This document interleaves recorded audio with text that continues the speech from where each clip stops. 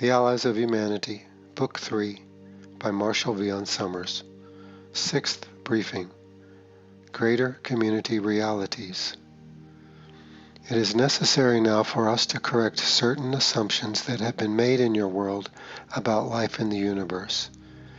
These assumptions give you a very false impression of what is really happening in the worlds in your vicinity, how engagement between races is conducted, and the freedom and the lack of freedom that exist in a highly inhabited part of the universe. These are the constraints of living within a greater community, constraints that have benefits and limitations.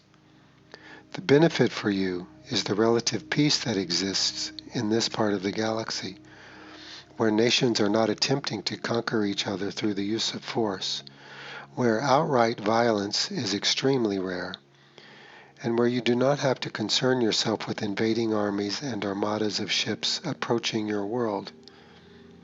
You live in a very civilized and constrained region of space.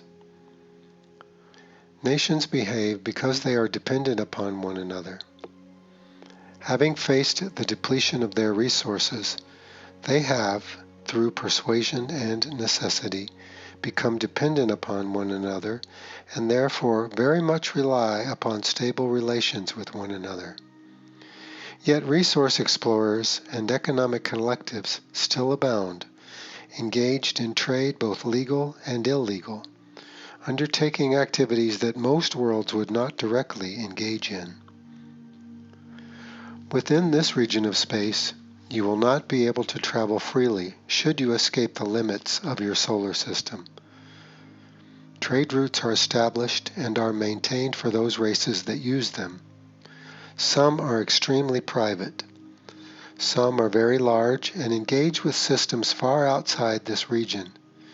Here you cannot go wherever you want, and travel is relatively slow. Interdimensional travel has proven to be extremely dangerous. It has been the experience, in this part of the universe at least, that those who attempt it never return, for the portals are always moving and cannot be mapped or navigated reliably.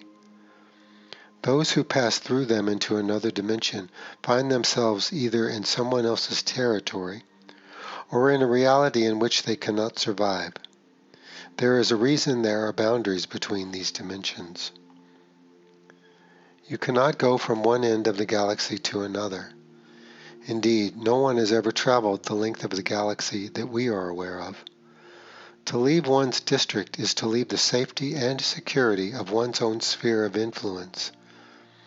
To travel outside this highly inhabited part of space is to enter areas that are dangerous and perhaps uncharted, where piracy is common, and where you may enter another's territory unknowingly, thus putting yourself at extreme risk.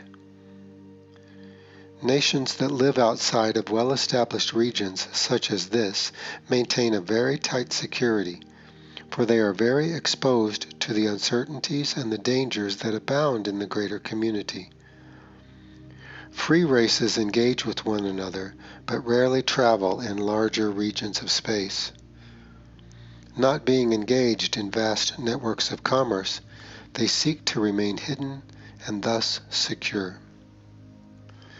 There is long-range travel and trade, but only on established routes where security has been provided amongst member states, members in the organizations that run and oversee these routes of trade. If you are not part of such an association, you would not have access to these avenues of travel. Any attempt to travel outside of these avenues is considered very risky, for outside the routes of trade there is illegal trade, and here there is much danger to one's security. There is a reason why nations unite together for their defense, to establish their own networks of trade, to assure each other access to vital resources, to maintain stability in their regions, and to counter any move at conquest or the expansion of an empire. Large empires are rare in the universe, as we have mentioned. They are inherently unstable and difficult to maintain. Most nations represent one race, with variations of that race bred for certain purposes, if collective breeding is undertaken by a world at all. Collective breeding has proven to be difficult with unforeseen consequences. The collectives use it, but only for very specific tasks. The environmental barriers are significant in space and are approached with extreme care and concern. Races in different worlds rarely visit each other freely. Only between free nations that have had long-standing contact with each other and understand one another's environments thoroughly is this done with any laxity at all. Very rarely will you find worlds where many different races coexist, and certainly not amongst trading nations, where environmental or biological hazards can be introduced from outlying regions. As nations choose to live in higher states of technology, they become less and less adapted to natural environments, and the biological threshold therefore becomes extremely important and extremely hazardous. Attempts have been made to establish colonies on Earth, but these colonies have all failed because of the biological hazard. The native races of your world were far too primitive to be considered important relations, important enough to establish major interbreeding activities. Attempts have been made to influence earlier cultures in your world, but the results have not been significant. Those who are intervening in your world today do not represent races who have visited long ago, and thus have no right or claim to this planet or to any inherent association with the human family. Who you will be encountering are physical beings driven by physical needs. They are not demons. They are not angels. They will exploit you if they can, for you have not established yourself as a united race with any potency in the greater community yet, and until you do, others will seek to take advantage of the value of this world and your presence here. There are great spiritual powers in the universe, but do not confuse them with those who are intervening in your world, or you will make a critical and perhaps fatal error in judgment. Freedom is rare in the universe that we are aware of. From what we have learned over many centuries, from engaging with races from afar and from receiving contacts from afar, the circumstances that we experience in these local regions of space are very similar in other areas as well. Only in uncharted territories or in regions that are sparsely inhabited by technologically advanced races are the circumstances very different. These regions pose unique hazards. Even to a race that seeks to be insulated and isolated, they pose unique hazards. That is why uncharted territories remain uncharted.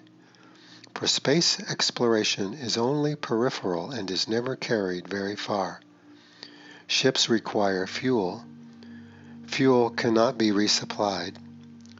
Explorers enter regions where there are unknown forces. Explorers encounter environmental and logistical problems. Visiting terrestrial planets always has a biological hazard if they contain a large biological presence. Many groups have become sickened and have perished. Travel in the universe is a very difficult and formidable task. Its distances are incredibly vast, and once you leave a known territory, you are on your own. If you do not have proper charting and maps, becoming lost is very easy, and finding your way back very difficult. Nations use transmitters to communicate with distant travelers, but beyond a certain distance, it is impossible to locate a ship. This represents the limits of technology, limits that the human family has not reached. The human family dreams of unlimited power and abilities in the universe, thinking they can go wherever they want, do whatever they want, and meet whomever they want.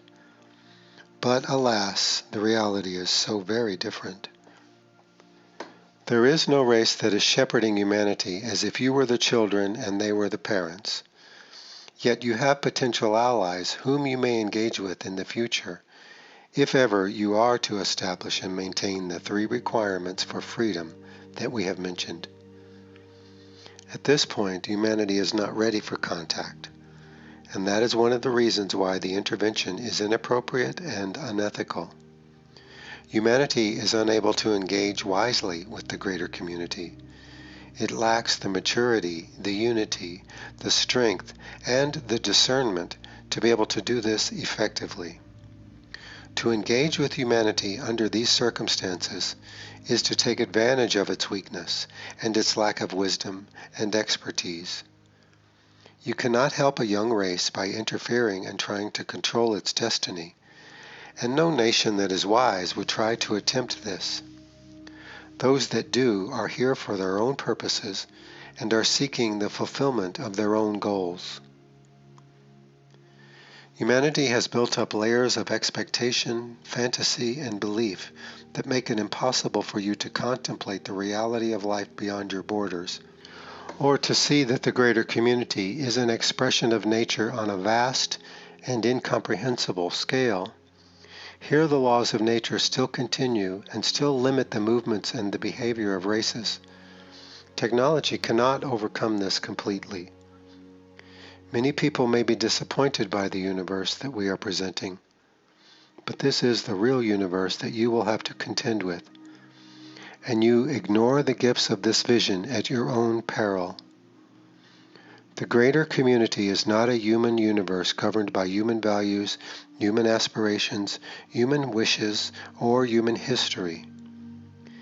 Even the races close to you, relatively speaking, in this region of space, are entirely different in appearance, in thought, in behavior, in the structure of their societies and civilization, and in their emphasis.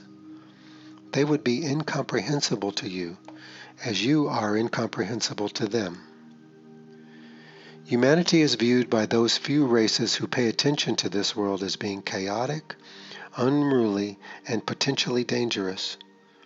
You are certainly not highly regarded for the way the earth is being exploited and its wealth is being plundered.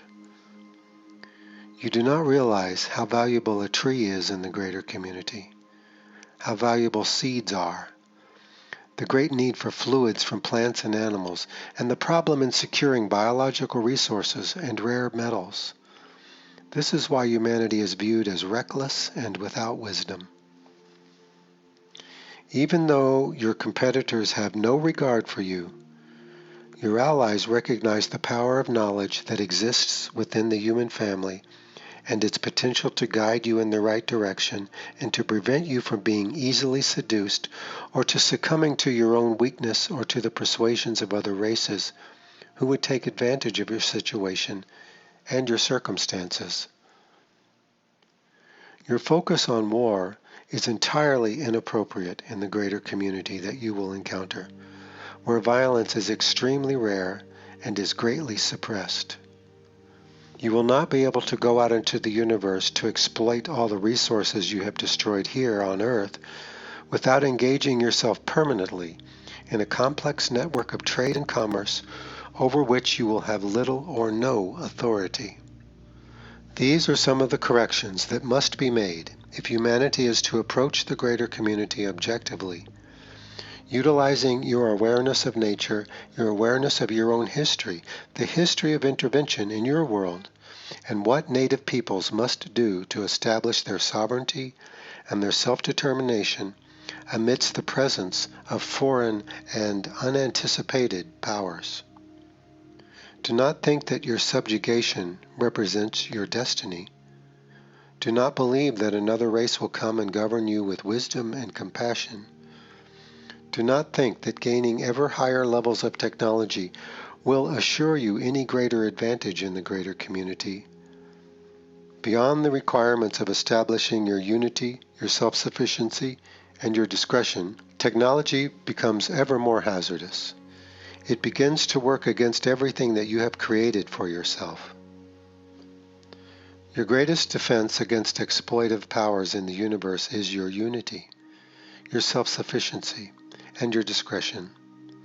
Certain levels of technology will have to be established to meet the needs of humanity in the future and to discern the presence of foreign visitors. But because you live in a well-inhabited region of space, you have certain advantages that prevent others from attempting to use force against you. As races evolve, they begin to realize that force is destructive and that persuasion is far more beneficial, though perhaps more time-consuming. This represents their strength and your weakness. But because knowledge is alive within you, this weakness can be overcome. The great opportunity for humanity is to finally achieve a state of unity, stability, and security. Security within and security without. Without this security, life is hazardous and continuously problematic and discordant. You are entering a period now within your own world where stability and inner security will become ever more important, supplanting your emphasis on growth and expansion, requiring different kinds of behavior and a far greater degree of cooperation and assistance within the human family. Adversity here is your ally if you can utilize it correctly. It is a decision not only for your leaders, but for your citizens as well. It is time for humanity to become mature, to enter into a more mature phase of its long history, to unite to establish a permanent and stable residence in this world, and to establish boundaries and discernment regarding your interaction with other races. If your emphasis on growth and expansion continues, you will move right into the greater community in the most vulnerable position you can imagine. We warn you against that. Our presence here is a reminder that there are races in the universe who are free, who have earned their freedom, and who have had to take great actions to restore their freedom whenever it has been threatened. The universe is a hazardous environment, but a maturing environment as well. You cannot be like adolescents functioning within this sophisticated environment. These words represent part of our gift to humanity, a gift of wisdom, given without interference, given without manipulation, given without the effort to control or overtake human thought or behavior. It is a gift of incomparable value if you can receive it and apply it in your own world, in your own circumstances. The risks are immense. The requirements are great. You do not have a great deal of time to prepare for the greater community. Life is moving quickly. The earth is being overwhelmed. You are destroying your life-giving resources at a very fast rate. Therefore, you do not have much time, and we pray and trust that our guidance and counsel can be received as a gift of respect from our nations to yours, and that our intentions for you are clear and will not fall under suspicion. We have no design to engage with your world, for you are far from being ready for any real contact that would be beneficial to us. We do not seek what your world possesses, for we have attained self-sufficiency, which is perhaps the greatest achievement that any race can establish and maintain in the universe. Perhaps in the future we may share more of how we have established our societies, but for right now there are greater matters at hand. You have greater issues to attend to. You must promote human unity. You must encourage the cessation of war for the reasons we have given, for the security of the world and its position within a greater community of intelligent life. Human unity, self-sufficiency, and discretion are necessary if humanity is to gain freedom from constant intrusion and intervention from the greater community. Here humanity must establish its own rules of engagement regarding any visitation to this world, and establish a boundary to space over which humanity can preside. Humanity has been given by right and heritage dominance within this solar system as your natural sphere of influence, but beyond this you cannot extend yourself, nor should you, unless guided by knowledge and wisdom. These are recommendations and corrections. Heed them well, for they will serve you now. You cannot afford to indulge in fantasies and wishful thinking regarding the greater community in which you live. You must become strong and determined, and you must gain access to the deeper knowledge that is within you, that is free from error, and that cannot be persuaded by anything beyond the will and the power of the Creator of all life. It is this knowledge that will resonate with our words, and that will demonstrate to you our true intent and your great promise for the future. There are many voices speaking to the world. Knowledge will tell you what to listen to. But your connection to knowledge must be true, it must be deep, and it must be strong. You were born to live in these times and to face these challenges. So the Creator of all life has endowed you with knowledge that can lead you to do this correctly and effectively, both for the present and for the future. Freedom is difficult to achieve and to maintain, but its reward is beyond estimation. Never forget this. Your freedom, our freedom, and the possibility for freedom elsewhere represent the true expansion and evolution of life, and the greatest promise and achievement for all who are living in this vast universe.